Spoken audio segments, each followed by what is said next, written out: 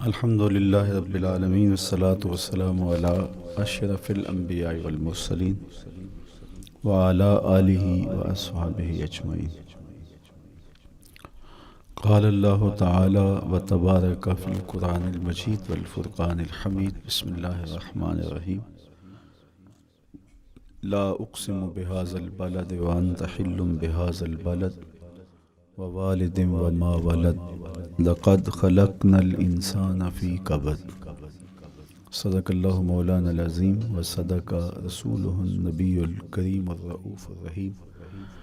اللہم نور قلوبنا بالقرآن وزین اخلاقنا بالقرآن وادخلنا الجنۃ بالقرآن ونجنا من النار بالقرآن۔ قال اللہ تعالی وتبارک فی شان حبیبہ مخبرا وآمرا ان اللہ وملائکتہ یصلون علی النبی یا ایہا الذین آمنوا صلوا علیہ وسلموا تسلیما۔ اللہم صلی علی سیدنا و مولانا محمد معدن الجود والکرم صلاۃ و سلاما علیک یا سیدی یا رسول اللہ۔ میں نے آپ کے سامنے قرآن مجید کے جو کلمات تلاوت کیے ان میں اسی حقیقت کو بیان کیا گیا۔ لا اقسم بہذا البلد، آغاز ہوا شہر مکہ کی قسم سے، قسم ہے مجھے اس شہر کی، پھر وجہ قسم بھی بیان کی، وانت حل بہذا البلد، مجھے اس شہر کی قسم اس لیے کہ محبوب اس شہر میں تو جو بستا ہے، تیرا بسیرا ہے اس شہر میں، اس شہر کی گلیوں نے تیرے قدم چومے ہیں اور تیرے انفاس کی مہک اس کی فضاؤں میں بسی ہے، اس لیے مجھے قسم کہ یہاں تم رہتے ہو۔ اللہ اکبر۔ علماء کے مابین اس بات پر اختلاف ہے کہ مکہ المکرمہ افضل ہے یا مدینہ النبی صلی اللہ علیہ وآلہ وسلم افضل ہے۔ ایک علمی اختلاف ہے، بعض نے کہا مکہ المکرمہ افضل ہے، دلائل دیے، بڑا وزن ہے دلائل میں۔ بعض نے کہا مدینہ رسول صلی اللہ علیہ وآلہ وسلم افضل ہے، دلائل دیے، بڑا زور ہے دلائل میں۔ لیکن شیخ عبدالحق محدث دہلوی علیہ رحمہ اسی آیت سے روشنی لے کر کے لکھتے ہیں کہ جب حضور مکے میں تھے تو مکہ افضل تھا، جب مدینے آ گئے تو مدینہ افضل ہو گیا۔ جدھر جدھر سے وہ گزرتے گئے مجد و شرف بھی پیچھے پیچھے رہا۔ چند لمحوں کے لیے ٹھہرے تھے تم جس پیڑ کے نیچے، نشور وحدی کا لہجہ دیکھیے کتنا دل آویز ہے۔ چند لمحوں کے لیے ٹھہرے تھے تم جس پیڑ کے نیچے، سنا ہے آج تک اس پیڑ کا سایہ مہکتا ہے۔ تو مکے میں ہیں تو مکہ افضل، مدینے میں ہیں تو مدینہ افضل۔ تو شرف ان کے وجود مسعود سے ہے، وہ جدھر جدھر سے گزرتے جائیں گے وہاں وہاں ہی نور پھیلتا چلا جائے گا۔ اور پیر نصیر الدین علیہ رحمہ کا لہجہ یہاں کتنا خوبصورت دکھائی دیتا ہے۔ ایک بار وہ جدھر سے گزرے ہیں نصیر، ایک بار وہ جدھر سے گزرے ہیں نصیر، بار بار ادھر سے بہار گزری ہے۔ تو کہا کہ قسم ہے مجھے اس شہر کی، یعنی شہر مکہ کی۔ کیوں اس شہر کی قسم؟ وَأَنْتَ حِلٌّ بِهَذَا الْبَلَدِ، کہ محبوب اس شہر میں تمہارا قیام ہے، اس شہر میں تمہاری رہائش ہے، تمہارے انفاس کی مہک ہے اس شہر کی فضاؤں میں، اور تمہارے قدموں کو چھوا ہے اس شہر کی گلیوں نے، اس لیے قسم کہ یہاں آپ رہتے ہو۔ وَوَالِدٍ وَمَا وَلَدَ، اور قسم ہے باپ کی، اور قسم ہے جو اس کی اولاد ہے۔ والد سے مراد کیا ہے اور ما ولد سے مراد کیا ہے؟ تو اس کے بارے میں ایک قول یہ ہے کہ والد سے مراد حضرت ابراہیم علیہ السلام ہے، اور ما ولد سے مراد حضور علیہ السلام جو ان کے فرزند ہیں۔ ایک قول کہ والد سے مراد حضرت آدم علیہ السلام ہیں، اور ما ولد سے مراد ان کی ساری ذریت اور نسل ہے۔ تیسرا قول کہ والد سے مراد حضور علیہ السلام ہیں، اور ما ولد سے مراد حضور علیہ السلام کی ساری امت، حضور علیہ السلام کی ساری آل اطرت، حضور کے اصحاب۔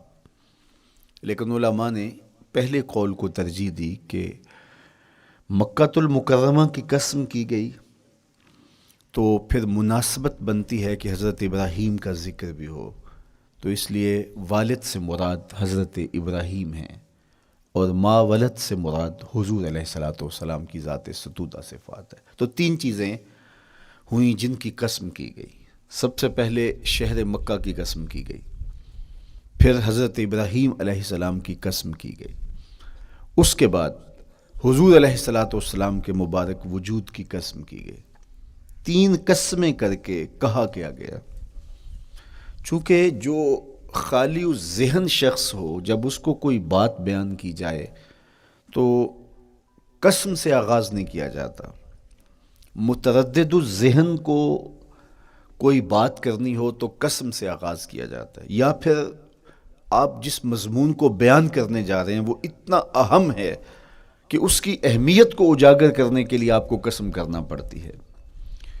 تو یہ جو ماں بعد کا مضمون ہے جس کو میرے رب نے بیان کیا، اس سے قبل ایک نہیں، دو نہیں، تین قسمیں کیں، تو پھر کان تو کھڑے ہو گئے، سماعتیں تو بچھ گئیں کہ وہ کون سی شے ہے جس کو بیان کرنا مقصود ہے، اور اس سے قبل قسم پہ قسم کی جا رہی ہے۔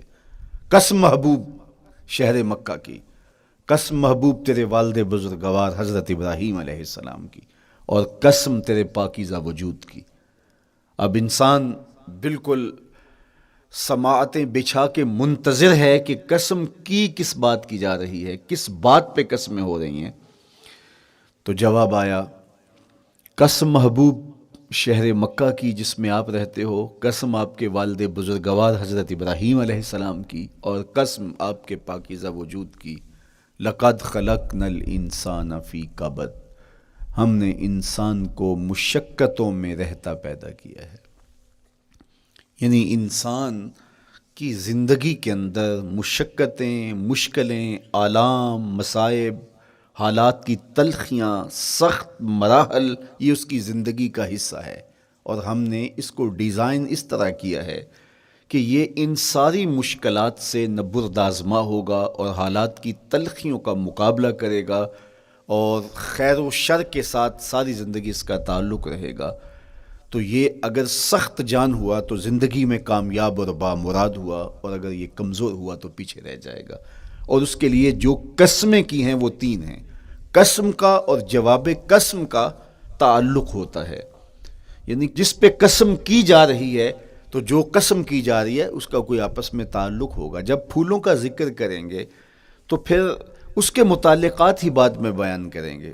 کسی نے کہا تھا جنگل میں کوئی مے خار مرا ہے، جنگل میں کوئی مے خار مرا ہے، اسے انگور کے پتوں کا کفن دو۔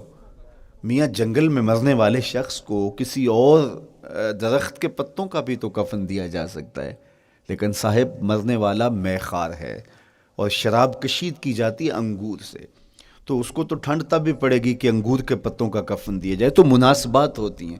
تو اب جب قسم کی گئی تو قسم تین چیزوں کی گئی، اور اس کی جواب قسم سے مناسبت کیا بنتی تھی؟ انسان کو مشقتوں میں رہتا پیدا کیا گیا، حالات کی تلخیوں سے گزرتا ہے، سخت تربیتی مراحل سے اس کو گزرنا پڑتا ہے۔ تو اس چیز کو بیان کرنے سے قبل تین قسمیں کی گئی۔ پہلی قسم میرے حضور کے پاکیزہ شہر کی، مکہ المکرمہ کی، اس لیے کہ مکہ المکرمہ میں دیکھ لیجئے کہ صحابہ اور حضور کے ماننے والوں نے کیسے تلخ زندگی کاٹی۔ شجر اسلام ثمر بار ہوا تو ہمیں تو یہ کھلے ہوئے پھول دکھائی دیتے ہیں، لیکن ہم نہیں بھول سکتے کہ بلال حبشی کی پیٹھ پہ کیسے کوڑے برسے اور احد احد کیسے پکارتے رہے۔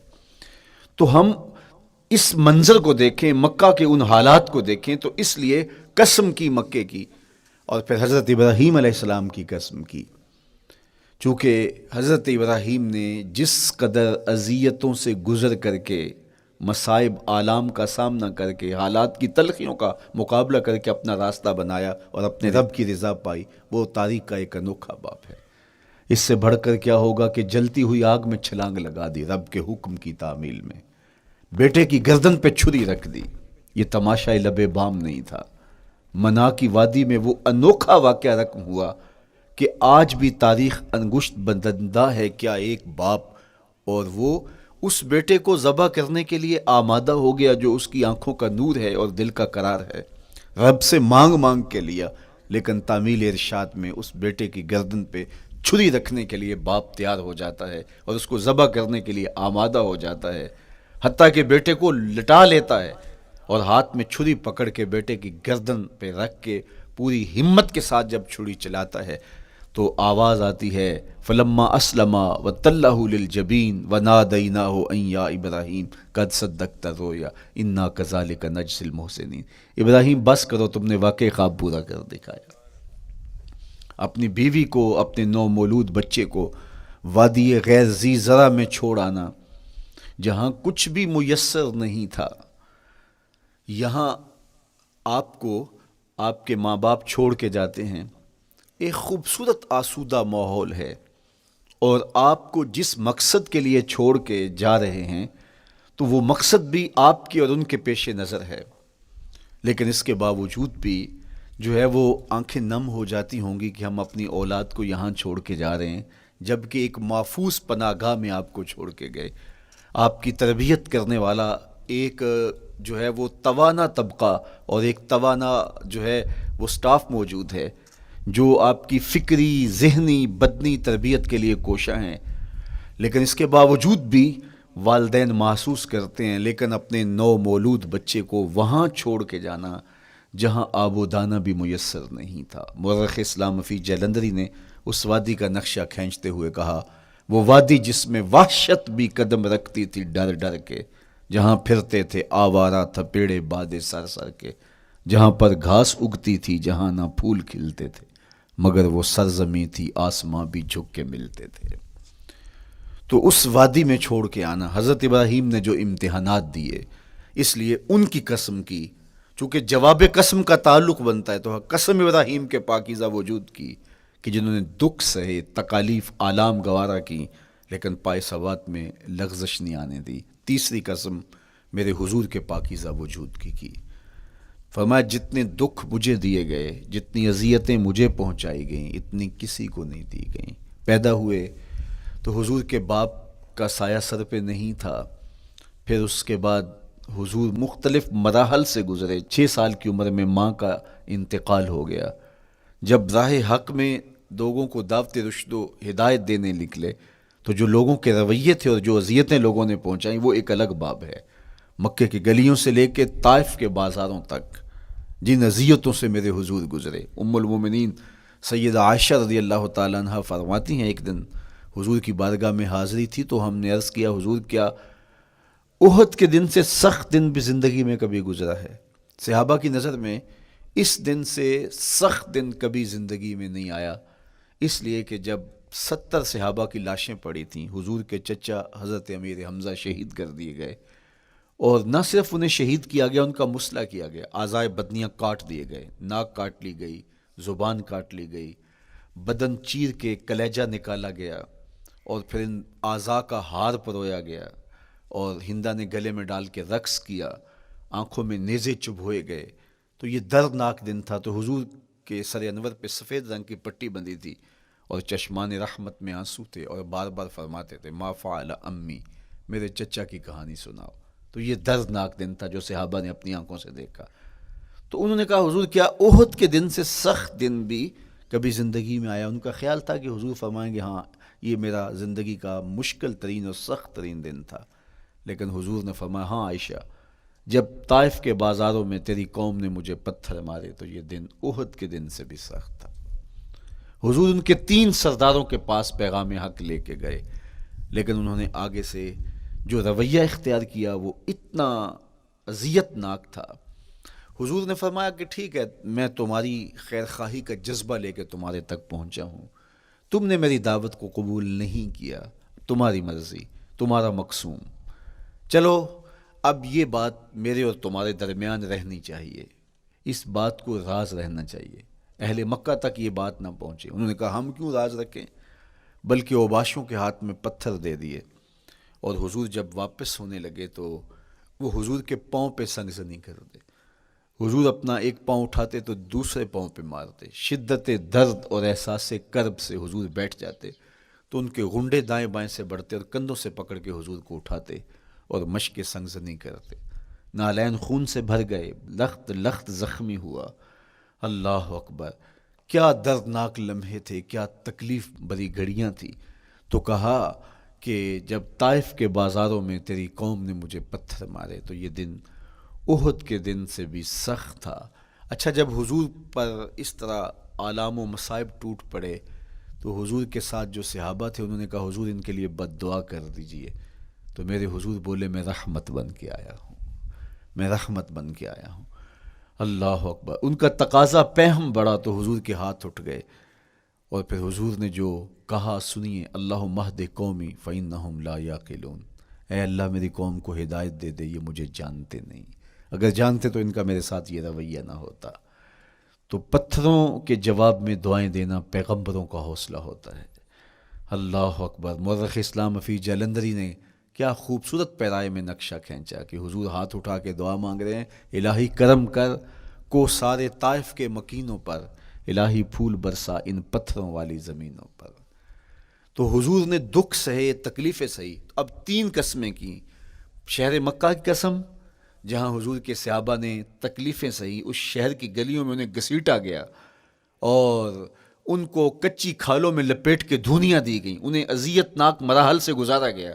حضرت ابراہیم مشکل سے مشکل زندگی کاٹی اور رب کی رضا جوئی کے لیے کوشاں رہے، اور میرے حضور نے سخت ترین اذیتوں، مقاومتوں، مخالفتوں اور تکلیفوں کا سامنا کیا.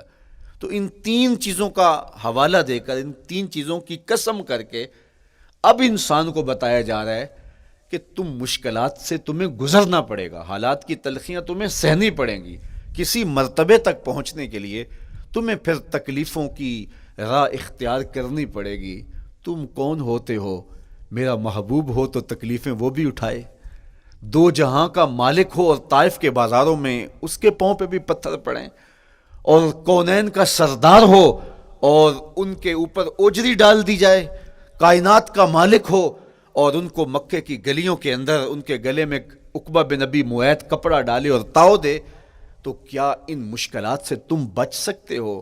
جب تم کسی منزل تک پہنچنا چاہتے ہو تو پھر یہ حوالے ماضی کے دیکھ لو. 3 قسمیں کر کے اس حقیقت کو بیان کیا. ابراہیم علیہ السلام کے وجود کو دیکھ لو، حضرت مصطفیٰ کریم علیہ السلام کی ذات ستودہ صفات کو دیکھ لو، اور مکے کی گلیوں میں صحابہ کے ساتھ جو ظلم اور جبر ہوئے اور انہوں نے جو مصیبتیں اور مشقتیں کاٹی وہ ساری دیکھ لو. تو 3 قسمیں کھا کر کے کہا کہ بے شک انسان مشقتوں میں رہتا پیدا کیا گیا ہے. اس لیے قافلہ انسانی کے وہ افراد جو کسی منزل کے متلاشی ہوتے ہیں، جو جستجو کی زندگی بسر کر رہے ہوتے ہیں، ان کو پھر مشکلات سے گزرنا پڑتا ہے اور حالات کی تلخیاں ان کو گوارا کرنا پڑتا ہے، کشاکش حیات سے ان کو ٹکرانا پڑتا ہے، اور ان کو آگے بڑھنے کے لیے ان کو تکلیفوں سے گزر کر کے، جان گسل مراحل سے گزر کر کے پھر منزل کی طرف عازم سفر ہونا پڑتا ہے. کیا میں نے اس خاکدان سے کنارہ جہاں رزق کا نام ہے آب و دانہ، پلٹنا جھپٹنا جھپٹ کر پلٹنا لہو گرم رکھنے کا ہے ایک بہانہ. پرندوں کی دنیا کا درویش ہوں میں کہ شاہی بناتا نہیں آشیان. تو زندگی مشکل مراحل سے گزر جانے کا نام ہے. اقبال نے کہا تھا ہے شباب اپنے لہو کی آگ میں جلنے کا نام. یہ زندگی آسان نہیں ہے، یہ حالات کی تلخیوں کا مقابلہ کرنے کا نام ہے، یہ ضبط نفس کا نام ہے، یہ اپنے من کی تربیت کا نام ہے. حضرت امام رازی سایت کریمہ کے تحت لکھتے ہیں کہ جب بچہ شکم مادر میں ہوتا ہے تو وہ 3 پردوں میں ہوتا ہے، ایک جھلی کا پردہ، ایک رحم مادر کا پردہ اور ایک پیٹ کا پردہ. تو 3 پردوں میں وہ بیچارہ بڑی عجیب سی حالت میں ہوتا ہے. یہ اس کا پہلا مرحلہ ہے تخلیق کے بعد. اس کے بعد پیدائش کا دوسرا مرحلہ ہے. یہ زچہ بچہ دونوں کے لیے موت و حیات کے مرحلے ہوتے ہیں.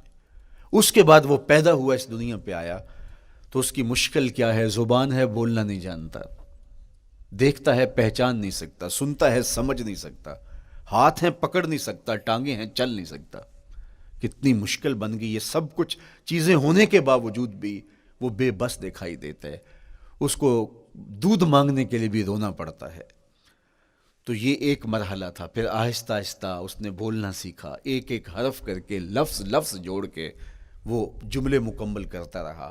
آج تو زبان کا طوطی بولتا ہے، آج تو بات کریں تو جو ہے وہ ماحول تھم جاتا ہے.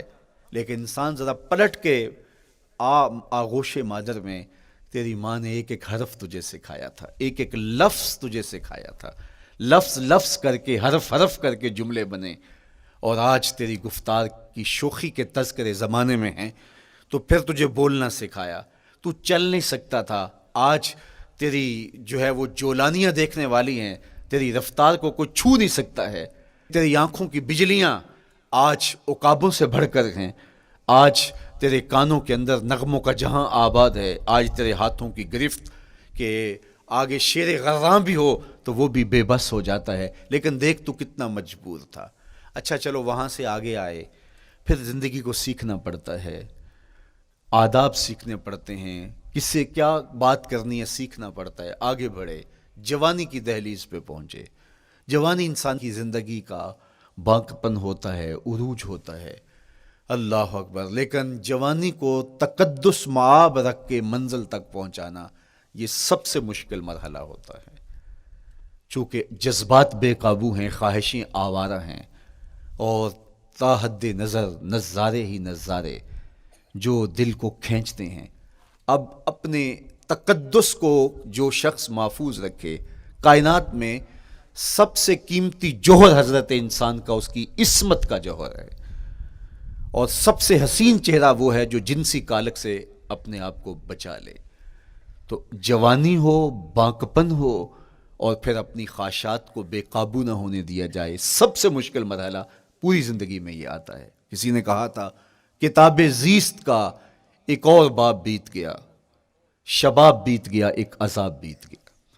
تو شباب کا ختم ہونا اور اس کو خیریت سے منزل تک پہنچنا، یہ کتنا بڑا مشکل مرحلہ ہوتا ہے، جس کا جوانی میں باطن کا چہرہ مسخ ہو جاتا ہے اور جنسی کالک سے جو چہرہ آلودہ ہو جاتا ہے، اس کا عفت کا دامن داغدار ہو جاتا ہے۔ تو اس لیے وہ چہرہ تاباں ہے، وہ چہرہ روشن ہے، وہ چہرہ منور ہے جو اپنے آپ کو کالک نہیں لگنے دیتا اور اپنی عصمت کی حفاظت کرتا ہے۔ میرے حضور نے بھی ارشاد فرمایا، سبعۃ یظلھم اللہ تعالی فی ظلہ یوم لا ظل الا ظلہ، 7 اشخاص ایسے ہیں قیامت کے دن جب کوئی سایہ نہیں ہوگا، اللہ ان کو اپنے عرش کا سایہ عطا کرے گا۔ ان میں سے پہلا شخص امام عادل حکمران، دوسرا شخص وشاب نشأ فی عبادت اللہ، وہ جوان جس کی جوانی اللہ کی عبادت میں بسر ہوئی، تیسرا وہ شخص ورجل قلبہ معلق بالمساجد، وہ شخص جس کا دل مسجد میں لگتا ہے، مسجد میں جمتا ہے، اور چوتھا شخص ورجل دعتہ امرأۃ ذات منصب وجمال فقال انی اخاف اللہ، وہ شخص جس کو دعوت گناہ ملی اور حسن قدموں میں بچھنے کے لیے بےتاب ہوا، اور اس نے کیا کہا، انی اخاف اللہ، میں اللہ سے ڈرتا ہوں، میرا اللہ مجھے دیکھ رہا ہے۔ میرے حضور نے فرمایا قیامت کے دن جب کوئی سایہ نہیں ہوگا، اللہ اس کے اوپر اپنے عرش کا سایہ تان دے گا، جو اپنی عصمت کے جوہر کو بچا گیا۔ تو یہ ایک مشکل مرحلہ تھا، اپنی جوانی کے تقدس کی حفاظت کرنا۔ میرے حضور نے ارشاد فرمایا انا حبیب اللہ، میں اللہ کا حبیب ہوں۔ جو جوان جوانی میں توبہ کرتا ہے وہ بھی اللہ کا حبیب ہے۔ کتنا بڑا اعزاز ہے اور کتنا بڑا کمال ہے جو شخص کو ملتا ہے جو جوانی میں اپنی عصمت کے تقدس کی حفاظت کرتا ہے، اپنی آبرو پہ پہرا دیتا ہے، اپنی نظروں کی حفاظت کرتا ہے، اپنی سوچوں کو آوارہ نہیں ہونے دیتا، اپنے خیالوں کو بھٹکنے نہیں دیتا، اپنی خواہشات کو بے قابو نہیں ہونے دیتا۔ تو یہ مشکل ترین لمحہ تھا۔ اس کے بعد امام راضی کہتے ہیں اب شادی کا مرحلہ ہوا، تو پہلے خود اپنی ذمہ داری تھی، اب کسی کا بوجھ بھی اٹھانا پڑا، یہ اگلی مشکل آ پڑی۔ پھر بچے ہوئے تو پھر اپنی زندگی تو ختم ہو گئی، پھر ساری زندگی، پھر بڑھاپے میں چلے جائیں، ارذل العمر تک چلے جائیں، یہ ساری زندگی مشکلات لقد خلقنا الانسان فی کبد۔ تو ہمیں عملی طور پہ مشکلات کے مقابلے کے لیے تیار ہونا چاہیے۔ دیکھیے ہم جب شکار کرنے جاتے ہیں اور وہ خطرناک جنگل ہو جس میں شیر، بھیڑی اور دیگر جانور بھی ہوں، تو پھر ہم حفظ ما تقدم کے طور پہ سب کچھ ساتھ لے کے جاتے ہیں اور اس انداز سے جاتے ہیں کہ ہمارے اوپر اگر کوئی حملہ ہو تو بچاؤ کی یہ تدبیر ہو۔ تو ہم عملی طور پہ اس کے لیے خود تیار ہوتے ہیں، تو پھر کوئی ہونے والا حملہ غیر متوقع نہیں ہوتا اور ہم اس کے لیے اپنے آپ کو مستعد اور فعال پاتے ہیں۔ اسی طرح میں اور آپ اگر زندگی کے اس فلسفے سے آگاہ نہیں ہوں گے کہ زندگی مشکلات کا مجموعہ ہے، حالات کی تلخیاں ساری زندگی ہمارے ساتھ رہیں گی، تو کوئی بھی تکلیف، کوئی بھی اذیت، کوئی بھی ایسا واقعہ جو ہم نہیں چاہ رہے ہوں گے وہ روح پذیر ہوگا تو ہم گھبرا جائیں گے اور پھر اس وقت ہم دکھی ہو جائیں گے۔ اس لیے ہمیں یہ قرآن نے سکھایا ہے کہ تم عملی طور پہ زندگی کی سختیوں کا مقابلہ کرنے کے لیے آمادہ اور تیار ہو جاؤ۔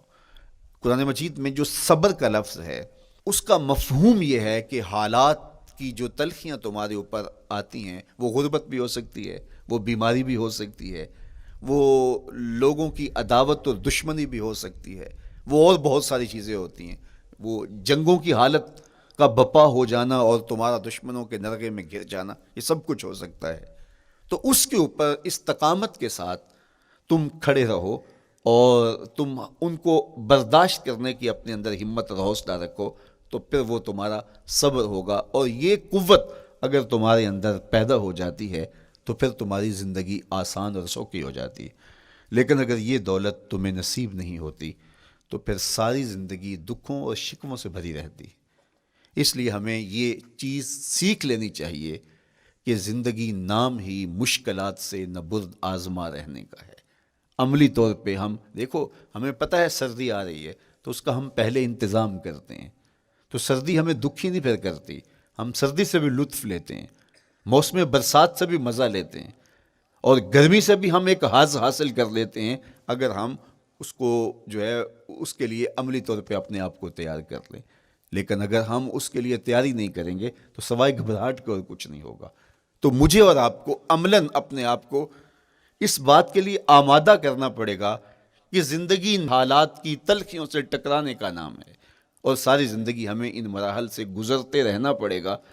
اور قرآن نے جو ہے وہ 3 قسمیں کر کے، اور 3 قسمیں بھی شہر مکہ کی اور محبوب کریم کے پاکیزہ وجود اور جناب ابراہیم علیہ الصلوۃ والسلام کی، تاکہ تمہیں پتہ چلے جب ان کو بھی ان مراحل سے گزرنا پڑا میں اور آپ کیا بیچتے ہیں۔ اس لیے ہمیں اپنی زندگی کو ان راہوں پہ ڈالتے ہوئے صبر اور استقامت، اب صبر اور استقامت کی دولت ہمیں کیسے نصیب ہوگی، یہ دولت کس طرح، یہ قوت راسخہ ہمارے اندر کیسے پیدا ہوگی، اور کس طرح ہمارے من کے اندر یہ چیزیں سمائے گی۔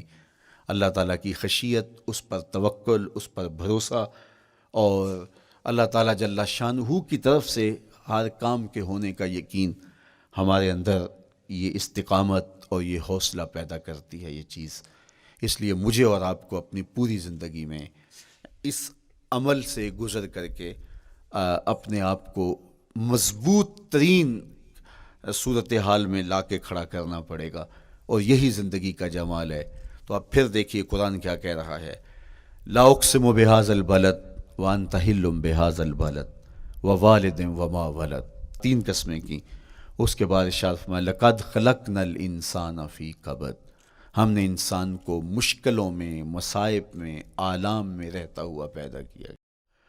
کہتے ہیں جب حضرت انسان کی تخلیق ہوئی تو اس کا خمیر جب گویا جا رہا تھا تو اس کے اوپر 39 دن تک آزمائشوں کی، دکھوں کی، تکلیفوں کی بارش ہوئی، اور ایک دن خوشیوں اور مسرتوں کا می برسا۔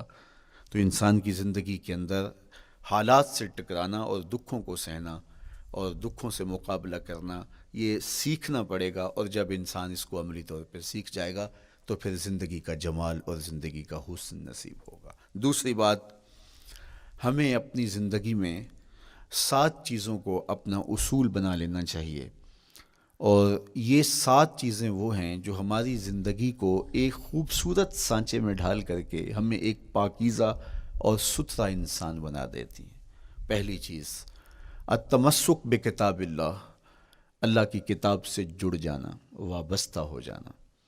جب ہم کتاب اللہ سے وابستہ ہو جائیں تو پھر ہمارے باطن کی اور نفس کی تربیت ہوتی ہے، اور پھر ہم وہ مطلوب انسان بنتے ہیں جو ہمارا رب ہم سے تقاضا کرتا ہے۔ تو اس لیے ہمیں اپنی زندگی میں اس چیز کو لازم کر لینا چاہیے کہ ہمارا کوئی بھی دن قرآن مجید کی تلاوت کے بغیر نہ گزرے۔ اپنے دن کا آغاز قرآن مجید کی تلاوت سے کیجیے۔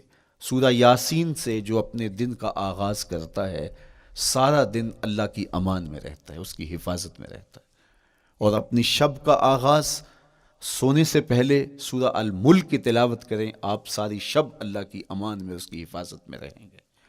اور قرآن مجید کو سمجھ کر اس کے مفاہیم و مطالب کے ساتھ ایک رکوع کم از کم پوری زندگی، اپنی زندگی کے نصاب میں آپ کتنا وقت مختلف امور کے لیے سر انجام دیتے ہیں۔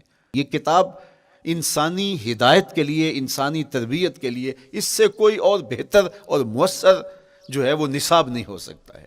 انسان سازی کا بہترین ذریعہ ہے یہ کتاب، اور اس کتاب کے ذریعے سے جو ہے وہ انسان پستیوں سے اٹھ کے بلندیوں تک جا پہنچتا ہے۔ اقبال نے تو کہا کہ گر تمی خواہی مسلمان زیستن، نیست ممکن جز بقرآن زیستن۔ اگر تو مسلمان بن کے جینا چاہتا ہے تو قرآن کے بغیر ایک قدم بھی نہیں چل سکتا۔ تو آگے چل کے اسی نظم میں کہا کہ فاش می گوئم آنکھ در دل مزمرست، این کتاب نیست چیزیں دیگرست۔ اگر میں کھل کے بیان کر دوں جو میرے سینے میں چھپا ہے تو میں تجھے بتا دوں کھل کے، یہ کتاب نہیں، یہ کوئی اور ہی شے ہے۔ کن لوگوں کو کہاں سے اٹھایا اور یہ کتاب کہاں تک لے گئی، جو باہمی جنگ و جدل میں الجھے ہوئے تھے اور حرف شناس بھی نہیں تھے، جو سواد آشنا بھی نہیں تھے، پھر انہوں نے جو ہے وہ روما کی سلطنت بھی الٹ کے رکھ دی۔ یہ کرشمہ تھا اس کتاب کا، جس نے زندگی کا جمال ان کی روحوں کے اندر پیدا کر دیا۔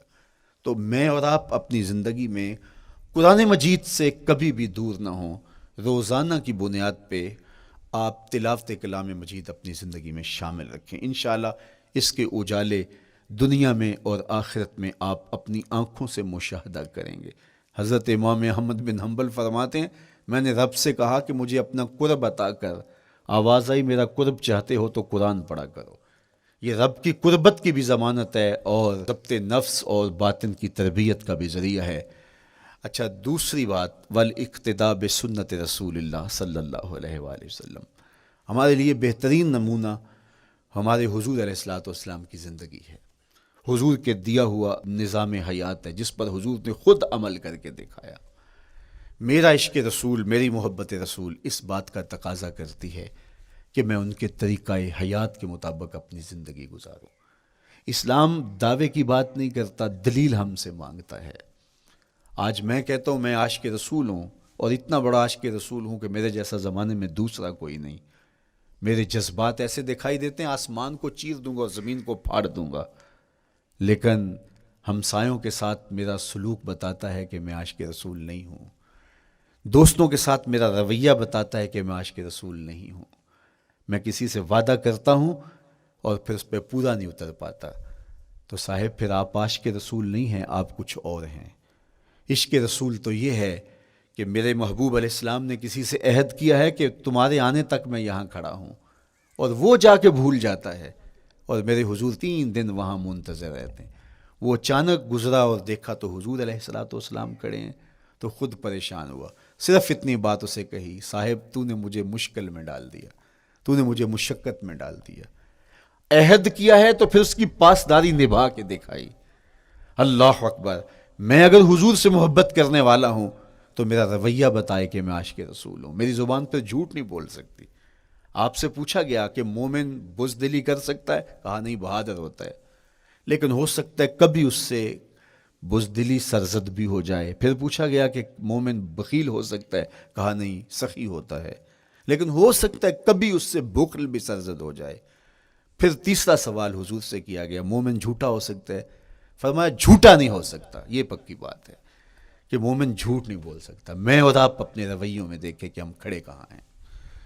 آج ہم ان جگہوں پہ بھی جھوٹ بولتے ہیں جہاں جھوٹ بولنا ہماری مجبوری بھی نہیں ہوتی، چونکہ یہ ہماری فطرت ثانیہ اور عادت بن چکا ہے، اور ہم اس کو برا ہی نہیں سمجھتے۔ جبکہ جھوٹ جب کوئی شخص بولتا ہے، حدیث پاک میں آتا ہے اس کے منہ سے بدبو نکلتی ہے، رحمت کے فرشتے 1 میل دور ہٹ جاتے ہیں اس سے۔ اور سویر سے شام تک جب ہمارے معمولات یہ ہوں تو پھر ہم کہاں کھڑے ہیں اور رحمت کے فرشتے کہاں کھڑے ہیں؟ تو حضور علیہ الصلوۃ والسلام کی سنت کا اتباع حضور کی محبت کی دلیل ہوگی۔ امام قرطبی نے لکھا ہے، اللہ کی محبت کا کوئی دعویٰ کرے تو کیا دلیل ہوگی کہ یہ واقعی محب الہی ہے؟ تو کہا اللہ سے محبت کا دعویٰ کرنے والے کے لیے دلیل یہ ہے کہ وہ قرآن سے پیار کرے۔ قرآن سے پیار اور قرآن سے محبت کی دلیل یہ ہے کہ حضور کا پیار سینے میں رکھے. حضور سے محبت کی دلیل یہ ہے کہ سنت رسول سے پیار کرنے والا ہو. اور سنت رسول سے پیار کرنے کی دلیل یہ ہے کہ بدعات سے اجتناب کرنے والا ہو. ہر وہ طریقہ جو میرے حضور نے نہیں دیا اس کو اختیار نہ کرے، اس طریقے کو اختیار کرے جو حضور علیہ الصلوۃ والسلام کا عطا کرتا ہے. تیسری بات، عقل الحلال. یہ وہ بنیادی اصول ہیں جو ہماری زندگیوں میں اتر جانے چاہیے اور ہم ایک صالح اور خوبصورت انسان بن کے اس معاشرے کا حصہ بن سکتے ہیں. عقل حلال زندگی میں شامل ہو تو زندگی کو جمال نصیب ہوتا ہے اور باطن اور ظاہر کو طمانینت نصیب ہوتی ہے. اگر رزق پاک نہیں ہے تو آپ کعبے بھی جائیں تو وہاں بھی آپ محروم پلٹیں گے. میرے حضور علیہ الصلوۃ والسلام نے فرمایا ایک بندہ لمبا سفر کر کے گیا، اشعث اغبر کے لفظ ہیں کہ اس کے بال بکھرے ہوئے ہیں، سفر کی گرد پڑی ہوئی ہے اور لباس بھی پھٹا ہوا ہے، شکستہ حالت، پراگندہ صورت، اور کھڑا ہے کعبۃ اللہ کے سامنے. یمد یدیہ، دونوں ہاتھ لمبے کر کر کے دعا مانگ رہا ہے اور کیا کہتا ہے؟ اے اللہ ومطعمہ حرام ومشربہ حرام وملبسہ حرام وغذی بالحرام. فرمایا اس کا کھانا حرام کا ہے، اس کا پینا حرام کا ہے، اس نے جو لباس پہنا ہے وہ حرام کا ہے. میرے حضور فرماتے ہیں بتاؤ اس کی دعا کیسے قبول ہوگی؟ اب لمبا سفر کاٹ کے حرم کعبہ میں پہنچے، غلاف کو پکڑ پکڑ کے دعائیں کر رہا ہے، لمبے لمبے ہاتھ کر کے دعائیں مانگ رہا ہے، ملتزم سے لپٹا ہوا ہے، حتیم میں سجدہ ریز ہو کے رو رو کے دعائیں مانگ رہا ہے، لیکن دعا قبول نہیں ہوتی. کیوں؟ اس لیے کہ اس کے پیٹ میں لقمہ حرام کا ہے، اس کے بدن پہ لباس حرام کا ہے. تو اسلام نے جتنا زور حلال کمانے، حلال کھانے اور حلال اختیار کرنے پر دیا ہے، تو ایک مومن اگر اسلام کے مبادیات سے بھی آگاہ ہو تو اس کی تو زندگی کے اندر جو ہے وہ حرام گھس ہی نہیں سکتا ہے، بلکہ وہ مشکوک سے بھی اجتناب کرے. چوتھی چیز، کف الاذی. اپنے آپ کو ایسا بناؤ کہ تمہارے وجود سے کسی کو ضرر اور تکلیف نہ پہنچے. ہمارا اسلام تو ہمیں یہ بتاتا ہے کہ تم پیاز یا لہسن کھا کے مسجد میں نہ جاؤ کہ تمہارے منہ سے جو سمیل آتی ہے اس سے کسی کو تکلیف نہ پہنچے. تو یہ اسلام کی دی ہوئی تعلیمات ہیں کہ مسجد میں بھی جانا ہے تو اپنے آپ کو دیکھو کہ تمہاری حالت کیا ہے، تمہاری وجہ سے کسی کو تکلیف نہ پہنچے. تمہارے رویے اتنے خوبصورت ہوں، تمہارے ہمسائے بتائیں کہ یہ واقعی مسلمان ہے. مسلمان کی تعریف کی گئی، المسلم من سلم المسلمون من لسانہ و یدہ. مسلمان کون ہے؟ جس کے ہاتھ سے، جس کی زبان سے دوسرا مسلمان بھائی محفوظ ہے، تو وہ مسلمان ہے. اللہ اکبر. ہم یہ جو کہتے ہیں السلام علیکم، اس کو کہتے ہیں تحیت المسلم، مسلمان کا تحیت. تو اس میں اس کے معنی پہ غور کریں تو ہم اس کو ضمانت دے رہے ہوتے ہیں، السلام علیکم، تیرے اوپر سلامتی ہو. تو ہم اپنی جانب سے اسے ضمانت دیتے ہیں، میرے بھائی میری طرف سے تیری عزت، تیری جان، تیری آبرو سلامت ہے، اب میری جانب سے تو پریشان نہیں ہونا، میں تجھے سلامتی کی ضمانت دیتا ہوں. اور وہ آگے سے کیا کہتا ہے؟ وعلیکم السلام. میرے بھائی پھر میری جانب سے بھی تیرا سب کچھ محفوظ ہے.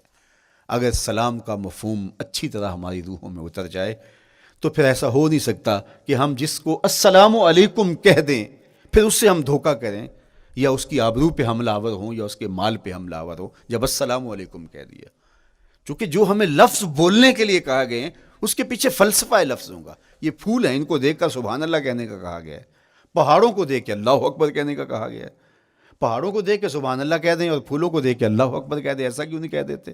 لیکن نہیں، اس لیے کہ جب پہاڑوں کو دیکھتے ہیں تو دل میں ان کی ہیبت پیدا ہوتی ہے. اتنے بڑے پہاڑ، سمندر کو دیکھتے ہیں تو اس کی ہیبت پیدا ہوتی ہے. اتنا بڑا سمندر تا حد نظر پھیلا ہوا، تو جب اس کی بڑائی پیدا ہونے لگتی ہے تو فوراً پلٹایا گیا اللہ کی بڑائی کی طرف اور کہا بول اللہ اکبر، یہ نہیں میرا اللہ بڑا ہے. اور پھول کو جب دیکھا تو اس کی لطافت کی طرف الجھنے لگے، کتنا خوبصورت ہے، درزوں میں کیسے خوشبو بسی ہوئی ہے، کیسے رنگ ہیں، کیسے جمال ہیں. اللہ اکبر. وہ کیا کسی نے کہا تھا نا کہ درزوں کی لطافت میں خوشبو نے اماں پائی، گل چیرنے والے نے کس شان سے چیرا ہے. تو کیا کمال ہے یار، کیا پتیاں ہیں، کیا رنگ ہے، کیا خوبصورتی ہے، کیا لطافت ہے. الجھنے لگے، کہا بول سبحان اللہ، یہ کیا ہے، جس نے رنگ بھرے ہیں وہ پاک ہے. تو تیرا دل الجھ نہ جائے. تو جو ہم بولتے ہیں لفظ جہاں بھی بولتے ہیں اس کے پیچھے ایک فلسفہ ہوتا ہے. السلام علیکم یہ تحیت المسلم ہے. جب ہم کسی کو کہتے ہیں السلام علیکم تو اس کو ہم نے ضمانت دے دی، بس بات ختم، اب جو ہے وہ میری جانب سے تو محفوظ ہے۔ لیکن ہم سلام بھی لے رہے ہوں گے اور ہاتھ بھی کاٹ رہے ہوں گے اور اس کی جیب بھی کاٹ رہے ہوں گے، پھر سلام نہیں لیا، ہم نے منافقت کی ہے۔ تو کف الاذی چوتھی چیز، اور پانچویں چیز اجتناب المعاصی، گناہوں سے اپنے آپ کو بچا کے رکھنا۔ نیکی کرنا بہت اہم ہے، لیکن نیکی کرنے سے زیادہ اہم اپنے آپ کو گناہوں سے بچانا ہے۔ چونکہ شر کی قوتیں ہمارے ساتھ جڑی ہوئی ہیں، اس لیے اپنے آپ کی حفاظت جب ہم کریں گے تو ہم ایک اچھی صورت میں آگے بڑھیں گے۔ اور چھٹی چیز وہ ہے التوبہ، توبہ تسلسل کے ساتھ کرتے رہیے۔ یہ تصور کہ بڑھاپے میں توبہ کریں گے، یہ تصور کہاں سے آیا؟ یا ہمارے ہاں آج کل یہ کلچر پیدا ہوا ہے کہ لیلۃ القدر یا شبرات کے دن سارے جڑ کے توبہ کرنے بیٹھ جاتے ہیں اور پورا سال اپنی مرضی کی زندگی گزارتے ہیں۔ ایسا نہیں ہے۔ میرے حضور کے دامن پہ ایک بھی گناہ کا دھبا نہیں تھا۔ ہم نبیوں کی عصمت کے قائل ہیں، کسی نبی پر کوئی گناہ کا دھبا نہیں ہوتا۔ اگر اس امکان کو بھی تسلیم کر لیا جائے تو ساری شریعت مشکوک ہو جاتی ہے، لیکن اس کے باوجود حضور فرمایا میں دن میں اللہ سے 100 بار توبہ کرتا ہوں، ایک دن میں 100 مرتبہ توبہ کرتا ہوں۔ میں اور آپ دیکھیں کہ ہم کیا اس معمول کو اپنی زندگی میں شامل کیے ہوئے ہیں۔ جب انسان توبہ کرتا ہے، جب غسل کر لیتا ہے نا ایک دفعہ، تو پھر وہ بچ بچ کے چلتا ہے کہ کوئی گرد دوبارہ پڑ نہ جائے، اور جب وہ لتھڑا ہوا ہو تو پھر اس کو پرواہ بھی نہیں ہوتی۔ اس لیے ہمیں بار بار غسل کرنے کی، بار بار توبہ کرنے کی تلقین کی گئی ہے، تاکہ ہم پھر نئے گناہوں سے بچتے رہیں گے۔ تو اپنی زندگی میں توبہ کا تسلسل کیجئے، شام سویرے صبح بار بار اللہ سے توبہ کی اور رجوع کیجئے۔ اور آخری چیز ادا الحقوق، حقوق کا ادا کرنا۔ ہمارے ذمے جو حقوق عائد ہوتے ہیں وہ ہمارے والدین کے ہیں، وہ ہمارے بہن بھائیوں کے ہیں، وہ ہمارے دوستوں کے ہیں، ہمسایوں کے ہیں، ہمارے اساتذہ کے ہیں، کلاس فیلوز کے ہیں۔ وہ حقوق حتیٰ کہ جانوروں کی کیوں نہ ہوں، تو ان حقوق کو ہم ادا کرنے والے، دست بردار نہیں ہو سکتے ہم ان حقوق سے۔ یہ مومن کی زندگی ہے، یہ ہمارا نظم حیات ہے، یہ اسلام کا دیا ہوا منشور ہے، یہ طریقہ زندگی ہے کہ ہم ایک ایک کے حق کو ادا کرتے ہوئے اپنی زندگی کو بسر کریں۔ بالخصوص میں طلباء سے مخاطب ہوں کہ یہ عمر تربیتی اعتبار سے سب سے اہم عمر ہے۔ سیدنا علی المرتضیٰ رضی اللہ تعالیٰ عنہ فرماتے ہیں کہ 15 سال سے لے کر کے 20 سال تک کی عمر میں انسان کے نظریات پختہ ہوتے ہیں اور اس کی عادتیں جمتی ہیں۔ یہ دوسرے کہتے ہیں 13 سے 19 سال تک کی عمر، وہ کہتے ہیں یہ بڑی اہمیت کی حامل ہے۔ تو 13 سے 19 سال یا 15 سے 20 سال تک کی عمر، بعض کا تو ہوتا ہے کہ ابھی بچے ہیں، ماں باپ بھی سستی کرتے ہیں کہ ان کو تہجد کا عادی اب کیوں بنائیں، ابھی تو یہ بچے ہیں، ان کو ان چیزوں سے، چھوٹی چھوٹی چیزوں کا عادی اب کیوں بنائیں، جب بڑے ہوں گے، سمجھدار ہوں گے، ذمہ داریوں کا بوجھ آئے گا، سب کچھ کر لیں گے۔ تو پھر اس وقت کرنا مشکل ہوتا ہے، پھر کر نہیں پاتا بندہ۔ تو جو سیکھنا ہے، جو عادتیں پختہ کرنی ہے، وہ اسی زندگی میں ہوتی ہیں۔ تو یہ آپ کا ایک موقع ہے، آپ کا کوئی ایک ماحول فراہم ہوا ہے۔ آپ کے ہمسائے آپ کے کلاس فیلوز ہیں جو آپ کے ساتھ کمرے میں رہ رہے ہیں۔ ہمسائیگی کے حقوق ادا کرنے کا جو انداز ہے وہ یہاں ہی سیکھیے اور اپنے اندر اس کو متحقق کیجیے اور پختہ کیجیے۔ اسی طرح اپنے گفتگو کے لہجوں میں شائستگی، اپنے انداز کے اندر خوبصورتی اور اپنے رویوں کے اندر جمال پیدا کرنے کی کوشش کریں۔ اپنے آپ کو مؤثر بنائیں اور شریعت کے بتائے ہوئے اصول اور ضابطوں کے مطابق آپ جب زندگی کے چند دن گزار لیں گے، پھر زندگی گزارنے کا نشہ آنے لگ جائے گا۔ چونکہ جب ہم اپنی خواہش کی زندگی گزارتے ہیں تو پھر ہم خود بے چین اور مضطرب ہوتے ہیں، اس لیے کہ ہمیں اس طرح زندگی گزارنی چاہیے جس طرح ہمارے رب نے ہمیں بتایا ہے۔ آپ کوئی بھی مشین خریدتے ہیں، کوئی بھی چیز لیتے ہیں تو اس کے ساتھ چھوٹی سی بک دیتے ہیں، آپ کو اس کا طریقہ استعمال بتاتے ہیں کہ اس کو یوں استعمال کرو گے تو دیر پا اس کے فوائد حاصل کرو گے۔ اگر یہ مائک ہم اس طرح استعمال نہیں کرتے، اپنی خواہش سے استعمال کریں گے تو پھر نتیجہ کیا ہوگا کہ تھوڑے دنوں کے بعد جو ہے وہ خرابی کی طرف سلسلہ چلے گا۔ اس طرح یہ وجود جس پاکیزہ ذات نے بنایا ہے، اس نے ہمیں بتایا ہے کہ اس کو استعمال کیسے کرنا ہے اور اس زندگی کو کیسے گزارنا ہے۔ اور پھر انسان کو ایک ماڈل اور نمونہ بھی چاہیے تو کہا نمونہ دیکھنا ہے تو محمد عربی کی ذات دیکھ لو، ادھر دیکھتے جاؤ اور زندگی گزارتے جاؤ، دیکھنا تمہاری زندگی کتنی خوبصورت اور کتنی پروقار گزرتی ہے۔ اللہ آپ کو دنیا آخرت کی برکتیں دے، اپنی پناہوں اور اپنی امان اور اپنی حفاظتوں کا حصار دے، اور آنے والا کل اللہ بہتر فرمائے، میرے وطن کی خیر کرے، میرے ملک کو امن کے اجالے دے، یہاں دہشت گردی کے سلگتے الاؤ ٹھنڈے کر کے امن کی بہاریں پیدا کر دے۔ کی محمد سے وفا تو نے تو ہم تیرے ہیں، یہ جہاں چیز ہے کیا لوح و قلم تیرے ہیں۔ وآخر دعوانا ان الحمدللہ۔